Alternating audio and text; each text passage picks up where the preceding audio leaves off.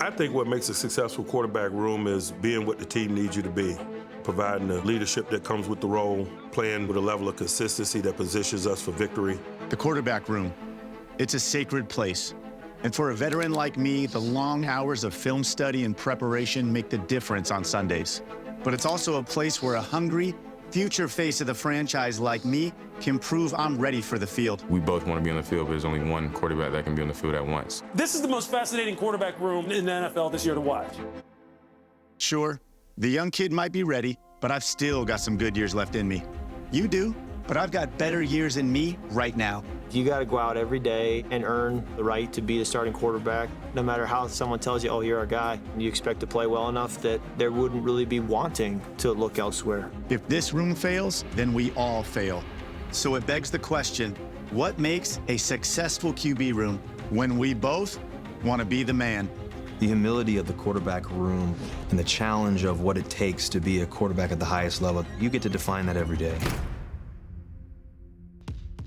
In 2005, as the first overall pick of the 49ers, I still started my career as the backup.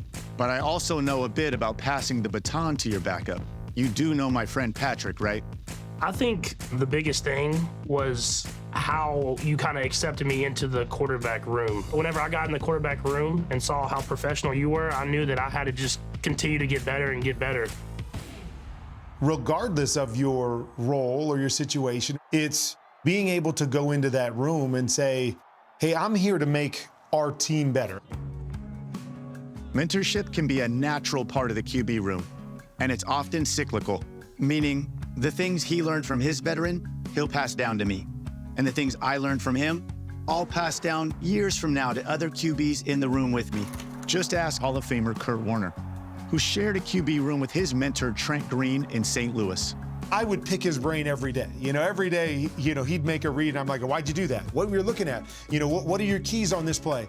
He set such an unbelievable example for me of how to be a teammate. Soaking in all that knowledge paid off, sparking an MVP season and a Super Bowl championship. And when it came time to give back, Kurt did that with rookie Eli Manning in New York. And anything I can do in my time here to help him get him to the next level, I'm happy to do that. I took the approach in that situation with Eli, show him what it means to be a pro and to be an NFL quarterback every day. And I could look at Trent Green and myself, and then boom, I find myself in those situations throughout my career. Eli the same way. I've been trying to give him information that I've learned over 15 years that I think he could use. What's your philosophy on mentoring a guy like Aaron? Well, it's not my job to get him ready to play. It's his job. Not every QB room is cohesive, and not every vet has to be a mentor. You can still walk away with Super Bowls and future Hall of Famers, while your quarterback of the future watches and learns. It's been the plan for decades in Green Bay. I'm not obligated one bit. My contract doesn't say I have to get Aaron Rodgers ready to play. I don't expect him to take me under his wing and give me any special treatment, because I don't want that either.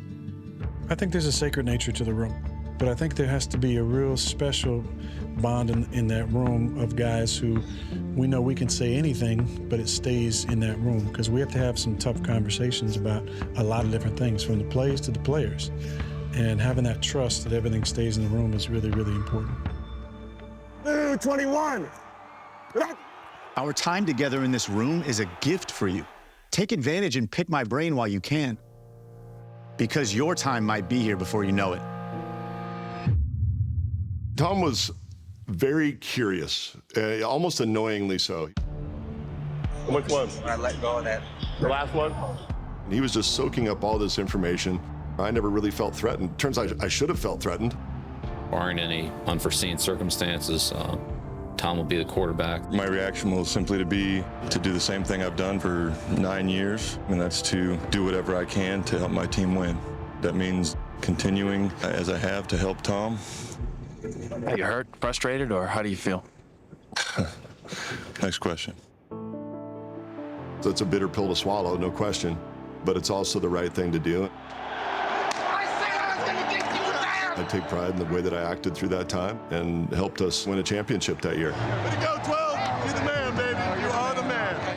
You have to believe as a quarterback that you have somebody that's always in your corner, and a lot of times that backup quarterback, those guys are that cheerleader that's going to be in your corner even when the whole world's against you.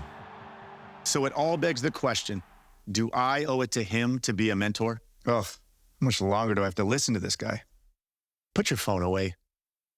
I don't know if I would go that far. In Dallas, Parcells made the decision to yank me at halftime of a game and throw Romo in there. Really didn't agree with that one. If you're watching this, Romo, you know this is true. The minute that he became the starter, he became pretty big in his own mind. And he was no longer the curious, inquisitive guy. Where that was the difference between him and Tommy. Tommy became the starter. He still was asking all the questions where all of a sudden Romo was the guy that had all the answers. Y'all want to be great? Be great! If you're trying to be great, you don't care where lessons come from. Anybody in this profession that's trying to extract all the meat off the bone and brings a humility to their get better. And I see that in both guys.